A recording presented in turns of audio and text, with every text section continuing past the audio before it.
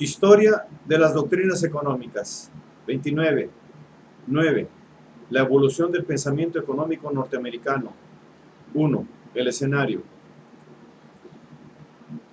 Durante los últimos 100 años, la economía ha dejado de ser una ciencia tan exclusivamente inglesa como lo había sido hasta entonces, y el estudio de sus doctrinas centrales ha recibido aportaciones importantes de muchos países.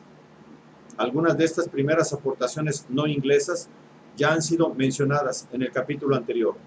Ahora añadiremos una breve exposición de una de esas aportaciones, la de los Estados Unidos de América del Norte. Al hacerlo, nos ocuparemos solo de aquellos autores que han traído el pensamiento económico hasta el umbral del análisis contemporáneo, sin rebasarlo. Porque en ese punto el pensamiento económico ya no puede ser convenientemente clasificado en compartimientos nacionales. Particularmente en los países de habla inglesa, el intercambio y la fusión son la regla general. Sin embargo, tendremos ocasión aún más adelante para señalar ciertos rasgos importantes de la economía contemporánea que deben su existencia en gran parte a un impulso norteamericano. Es necesario decir unas palabras para explicar por qué las primeras aportaciones norteamericanas merecen capítulo aparte. La economía norteamericana no es particularmente notable por la parte que tuvo en la formulación de la teoría de la utilidad marginal. Su derecho a nuestra atención descansa en un hecho diferente. El carácter preponderantemente inglés de la economía política clásica puede explicarse en parte por el hecho de haber estado Inglaterra a la cabeza del desarrollo del capitalismo moderno. No es sorprendente, por lo tanto, que la relativa preponderancia del pensamiento económico inglés disminuya al dejar Inglaterra de ser el único país capitalista importante. Ni es sorprendente tampoco que la transformación de los Estados Unidos en el principal país capitalista haya coincidido con un aumento muy considerable de la actividad teórica norteamericana. Hoy es grande la producción acumulada y corriente de escritos económicos norteamericanos, y no es muy exagerado decir que el estudio de la economía, en la forma en que hemos estado habituados a él durante los últimos 100 años, tiene en los Estados Unidos su hogar más propicio. Por esta razón, si no por otras, sería necesario estudiar el desarrollo y estado actual de la economía en ese país. Pero no es solo la cantidad lo que obliga a prestarle atención. La economía norteamericana ha tomado en varios aspectos importantes un camino diferente del europeo. Cuando su teoría era importada, como en el periodo anterior, se modificaban sus formulaciones para adaptarlas al nuevo medio. Después empezaron a aparecer aportaciones absolutamente peculiares a los Estados Unidos. Es evidente que la historia del pensamiento económico norteamericano merece el extenso y detallado estudio que solo últimamente se le ha consagrado. Un método análogo que sustenta este libro puede aplicarse con gran ventaja y ha sido aplicado a los Estados Unidos. Aquí también la relación entre teoría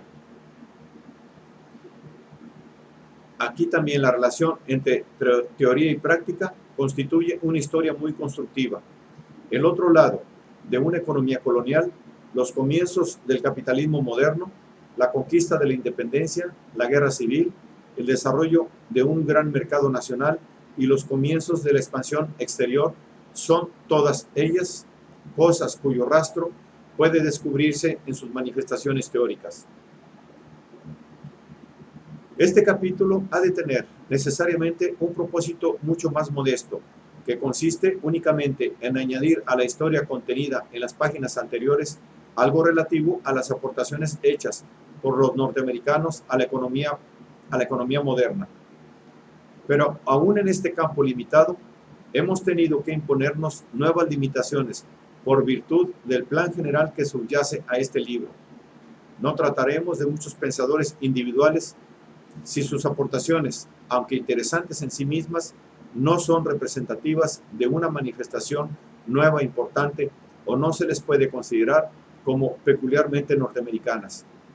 Un volumen muy considerable de escritos económicos norteamericanos, particularmente de fines del siglo pasado y comienzos de este, tiene este carácter. Lo forman en gran parte exposiciones, reelaboraciones y refinamientos de Marshall, Pareto y los austríacos. Y bastará por consiguiente la mera mención de las variantes especiales norteamericanas sobre un tema familiar. La primera época del pensamiento económico norteamericano no presenta ninguna característica digna de especial mención. Un gran número de folletos llena los 100 años que van desde el último cuarto del siglo XVII hasta la independencia. Por lo general, trata de problemas inmediatos y es casi completamente efímero. Gran parte de ellos reproducen debates que habían tenido lugar entre los hombres públicos de Inglaterra y de Francia muchas décadas atrás. Hay, naturalmente, variaciones individuales interesantes sobre temas familiares. Roger Williams formula habilísimamente, mediante su concepción de la libertad corporativa, la transigencia ya establecida entre la ley de Dios y las necesidades del comercio. William Penn, amigo y discípulo de Petty, hizo observaciones sumamente interesantes sobre el carácter esencial de una economía colonial y su relación con la de la metrópoli. También en aquel tiempo aparece en Penn y otros autores un tema que desde entonces persistió en el pensamiento norteamericano como un leitmotiv: la reforma monetaria y la confianza en el crédito y en el papel moneda. Pero, por común consenso, no hay en aquel tiempo más que un pensador que merezca ser mencionado junto con los primeros economistas políticos de Europa: Benjamin Franklin, 1706-1790. Franklin no alcanza gran talla como economista original. Su fama descansa más bien en la amplitud y diversidad de sus intereses y de sus inteligentes opiniones sobre muchos problemas políticos y científicos. Su posición general en teoría económica no difiere mucho de la de Petty, con quien compartía la afición por la experimentación. Los principales indicios de que más de 60 años separan los escritos de uno y otro son la mayor frecuencia en los libros de Franklin de conceptos y formulaciones fisiocráticos y de un modo de expresión más sistemático. Su primera obra, una investigación modesta en la naturaleza y la necesidad del papel corriente, que publicó a la edad de 23 años, contiene una declaración sobre la determinación del valor que es casi idéntica a la de Petty en su tratado. Sin embargo, en un folleto posterior, Observaciones concernientes al incremento de la humanidad, de 1751, Franklin se adhirió al círculo siempre en aumento de pensadores que hoy sabemos que se anticiparon a las opiniones de Malthus sobre la población. Franklin escribió varias obras económicas sobre asuntos muy diversos. En todas ellas se muestra dotado de una inteligencia extraordinariamente aguda y poseído por el mayor respeto al criterio pragmático que ha perdurado hasta hoy como rasgo peculiar del pensamiento social norteamericano. Una gran parte de los escritos inmediatos post-revolucionarios estaba constituida de folletos, y este estado de cosas persistió hasta finales del primer cuarto del siglo XIX. Las dificultades fiscales y monetarias de la Confederación originaron muchas polémicas y una obra económica creciente. Alexander Hamilton y Albert Gallatin, secretario del Tesoro bajo la presidencia de Jefferson, probablemente son los autores más conocidos de aquel periodo. Jefferson, aunque era, desde luego, una figura gigantesca en filosofía política y social, emitió muy pocas opiniones sobre economía. Hasta la tercera década no empieza a aparecer nada que tenga carácter de estudio sistemático del proceso económico.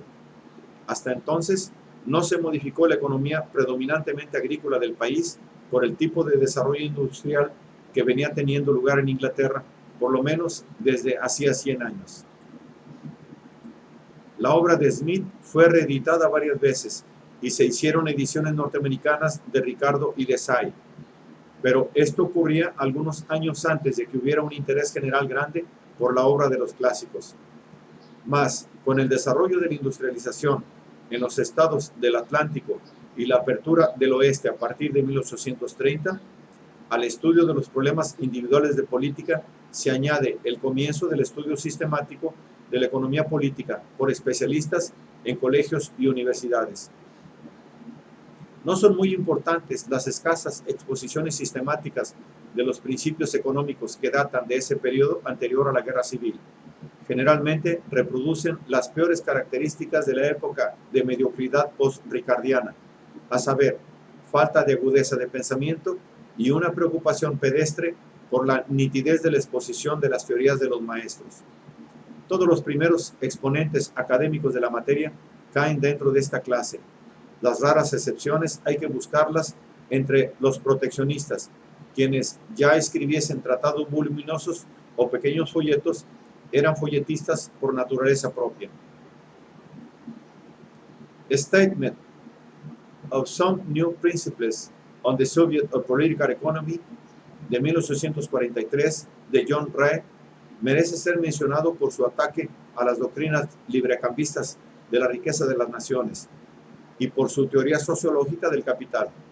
Otro folletista proteccionista de aquel tiempo, aunque gran parte de su obra corresponde al periodo anterior, Matthew Carey, merece ser mencionado, aunque no sea más que porque su nombre fue perpetuado por su hijo, uno de los pocos economistas norteamericanos importantes de principios del siglo XIX.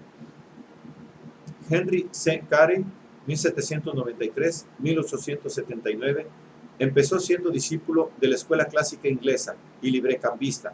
Como Fichte y Liszt, no tardó en verse obligado, por el medio en que vivía, a cambiar de opinión. En sus Principles of Political Economy de 1837-1840 y en sus obras sustenta una teoría de valor-trabajo y manifiesta su creencia en la posibilidad de un mejoramiento continuo de la situación de las clases trabajadoras. Su talento analítico no era muy grande, pero tenía suficiente visión para percibir las implicaciones inarmónicas del ricardismo. Como no es sorprendente en quien escriba en los tiempos de los primeros colonizadores del oeste, Carey rechazó la teoría ricardiana de la renta, que había de adoptar más tarde otro pensador norteamericano importante del siglo XIX, Henry George. Para él no existía el problema de la escasez de tierra, y no temía, como temieron los testigos de la Revolución Industrial de Inglaterra, que los terratenientes cobrasen un tributo cada vez mayor. Su optimismo y su nacionalismo le llevaron a lo largo de un camino paralelo al que tomó Liszt. Sin embargo, hemos de recordar que la escuela nacionalista que fundó Carey, así como las últimas ideas de este, revelan que tenían mucho más en común con diversas escuelas utópicas europeas de reforma social que con Liszt y con el proteccionismo que después cobró tanta importancia en los Estados Unidos. Con el fin de la Guerra Civil, inauguró una era de desarrollo económico rápidamente creciente y de actividad teórica. La economía se convirtió en materia cada vez más popular en los planes de estudio de las universidades y el número de los economistas profesionales y de los libros sobre la materia creció a ritmo acelerado. La segunda revolución norteamericana, en fin, preparó el terreno para la expansión de la industria manufacturera y para el pleno establecimiento del capitalismo moderno. Creó una clase numerosa de asalariados, abrió un dilatado comercio interior y aceleró la evolución del oeste y el rápido agotamiento de las posibilidades colonizadoras de la frontera.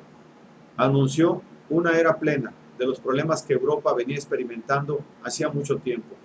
También aumentó grandemente el campo de la actividad económica del gobierno y el problema de la política económica.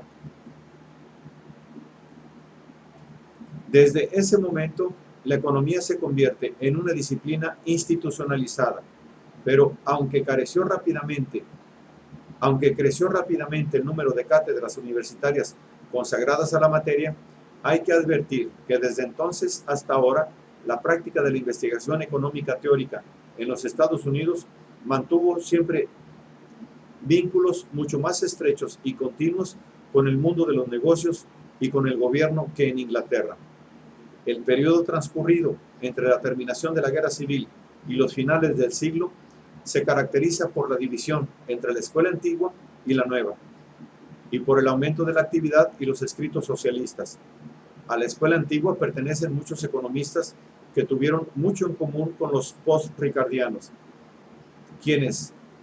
contra quienes Gibbons y sus colegas, los marginalistas, lanzaban invectivas en Inglaterra.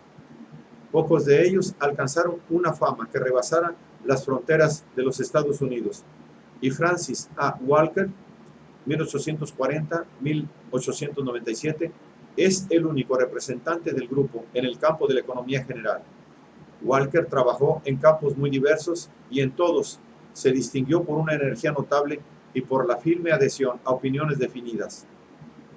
En cuestiones monetarias, fue decidido adversario de las opiniones de la escuela bancaria y fiel partidario de la teoría cuantitativa. Trabajó mucho en estadística, para lo cual le brindó buena oportunidad su experiencia de funcionario público. En teoría pura, una de sus ideas más importantes fue la insistencia sobre la distinción entre interés y ganancias, y subrayar la analogía de las ganancias y la renta. Pero a Walker se le conoce sobre todo como uno de los principales adversarios de la doctrina del fondo de salarios, ya abandonada en aquel tiempo en su primitiva forma por la mayor parte de los economistas ingleses. Walker la sustituyó con una teoría residual de los salarios cuya finalidad era destacar el interés de las clases trabajadoras en el progreso y la acumulación continuos.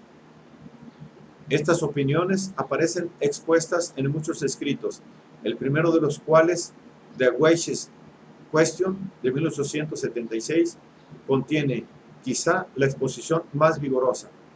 La estructura general de las teorías de Walker parece acercarle más a los pensadores continentales europeos de principios del siglo XIX, en particular a los alemanes del grupo de Lotz, von Hermann y Huffeland, mencionados en el capítulo 7, pero demostró darse más claramente cuenta de las posibilidades pesimistas de la escuela clásica, como lo comprueba su oposición a la doctrina del fondo de salarios.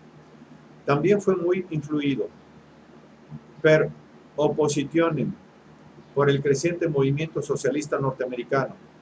Su Political Economy de 1883, que fue un libro de texto muy usado en su tiempo, hoy nos parece notable, sobre todo por el vigoroso lenguaje que usa en sus ataques al número rápidamente creciente de escritos adversos al orden existente de cosas.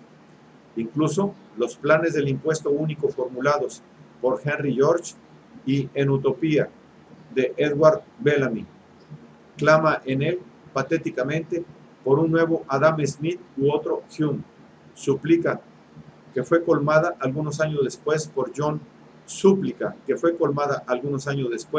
con John Bates Clark.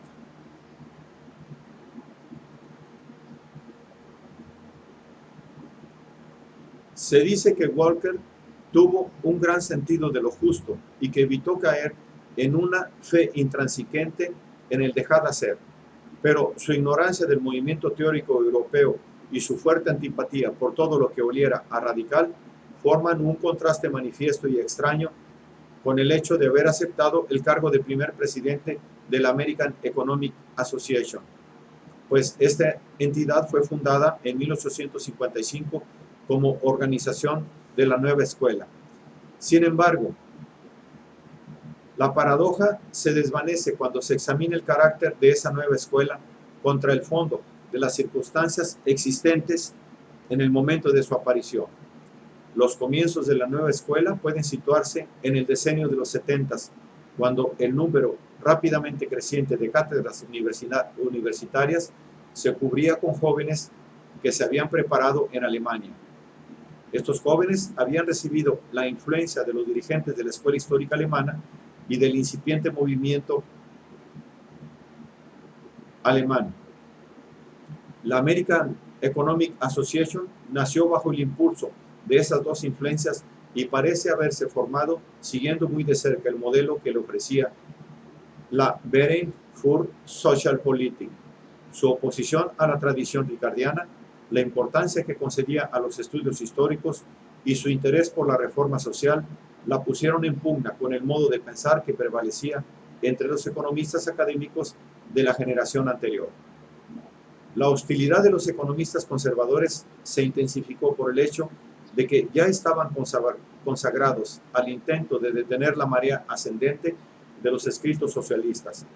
Fue aquella una época en que los Estados Unidos empezaron a experimentar los desórdenes que parecen señalar siempre la aparición del capitalismo industrial.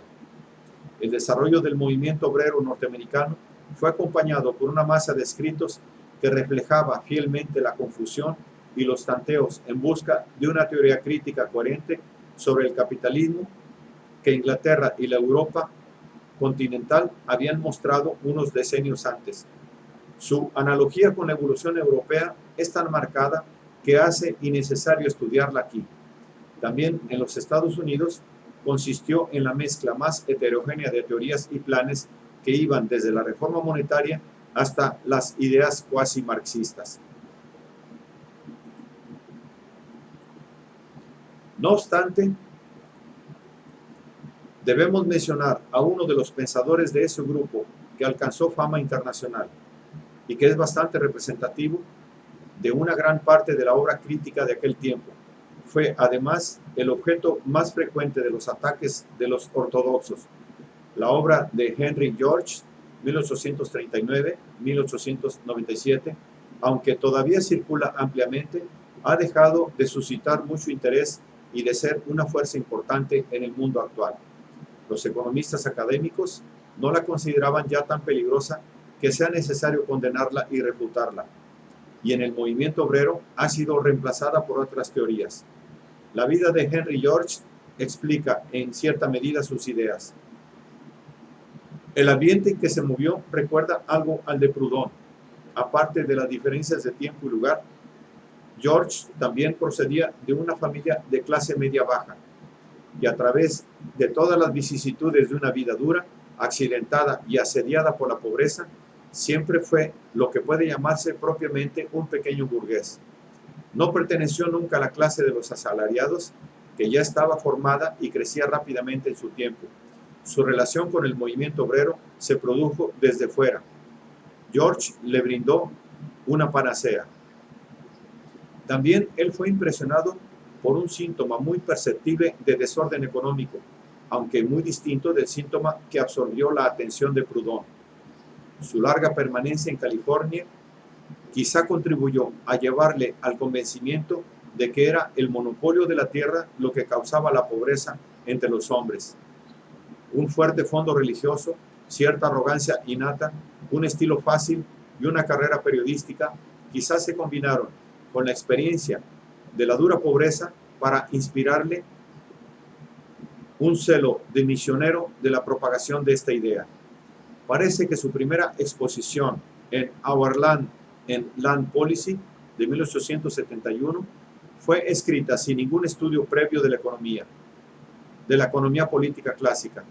Pero después de este primer manifiesto, George leyó las obras de los clásicos y le encantó encontrar en Ricardo una teoría de la renta, una defensa de la libertad de comercio y una teoría del desarrollo económico que constituían una demostración más rigurosa de las teorías sobre las cuales se basaban sus proposiciones. La obra más famosa de George, Progress and Poverty, 1879, y su obra póstuma, Science of Political Economy, 1897, contienen exposiciones más detalladas y revelan el conocimiento más extenso que el autor había adquirido de la bibliografía económica. Pero la médula de su pensamiento es la misma. Todo el mundo, dice George, tiene un derecho natural a aplicar su trabajo al cultivo de la tierra. La propiedad privada y el monopolio de la tierra anulan ese derecho. Además, a medida que la comunidad progresa, los terratenientes exigen un progreso cada vez mayor en forma de renta. De aquí la paradoja del progreso y la pobreza. El remedio está en grabar la tierra, y el movimiento inspirado por George se fue interesando cada vez más por el plan de un impuesto único, aunque el mismo George lo incluía con frecuencia en un proyecto de reforma más amplio, particularmente en ocasión de sus campañas electorales. Hemos de recordar que esa teoría no era original de Henry George y que su influencia se limitó al movimiento del impuesto único como tal. Los orígenes de la teoría misma se remontan a los conceptos fisiocráticos que fueron muy comunes en muchos países durante el siglo XVIII. Su aplicación a los fines de un programa de política económica se encuentra también en pensadores muy anteriores, como los discípulos inmediatos de Ricardo y sus contemporáneos franceses. James Mill, Cherbuliez y otros se inclinaban por una utilización análoga de la teoría ricardiana de la renta. No es fácil formular un juicio valorativo de George. Es innegable que ejerció una influencia poderosa, aunque pasajera, de carácter crítico y radical, por lo menos en la esfera de las ideas. Puede mencionarse como cosa sabida que Veblen aceptó las ideas de George en sus primeros años. Sin embargo, en sus escritos posteriores no hay ni el menor indicio de esa influencia. Tampoco fue muy profunda la huella de George en el movimiento obrero. El ascenso meteórico y la casi igualmente rápida caída de su influencia se explican por la mera combinación de su insistencia en una sola idea, su cerrazón ante los problemas económicos en general y su presunción profética. Parece que George participó en buena medida de la ceguera que produce una idea fija. Si bien dirigió su atención a los problemas suscitados por el capitalismo industrial, nunca se le ocurrió advertir que esos problemas no eran menos agudos en los Estados Unidos que en Europa, aunque la situación de la tierra en que tuvo lugar el desarrollo del capitalismo era, desde el punto de vista de su teoría, mucho más favorable en el lado norteamericano del Atlántico. La agitación de los no rentistas en Nueva York durante los decenios de los 30 y los 40 también pudo influir en sus ideas, pero no parece haber sido ese el caso. La importancia de George, desde el punto de vista de la evolución que estudiamos aquí, es la de un símbolo. Se le puede considerar como representante de la masa de doctrina sin base que tanto inquietó a los economistas del último cuarto del siglo XIX. Los más miopes de los educados en la tradición se mostraban dispuestos a ver en la nueva escuela otra inyección de fuerza a la heterodoxia, sumamente peligrosa porque afectaba el pensamiento mismo y a la enseñanza académica. Puede haber sido la causalidad de una visión de gran alcance lo que hizo que Francis Walter ignorase esos escrúpulos y se adhiriese a la nueva asociación. Su osadía estaba justificada. No tardaron mucho ambos bandos en dar muestras de un espíritu más conciliador. La asociación desistió de la importancia que concedía a la reforma social. La nueva escuela, originariamente producto de la influencia histórica alemana, se volvió hacia la teoría con renovado entusiasmo y nació el marginalismo en los Estados Unidos.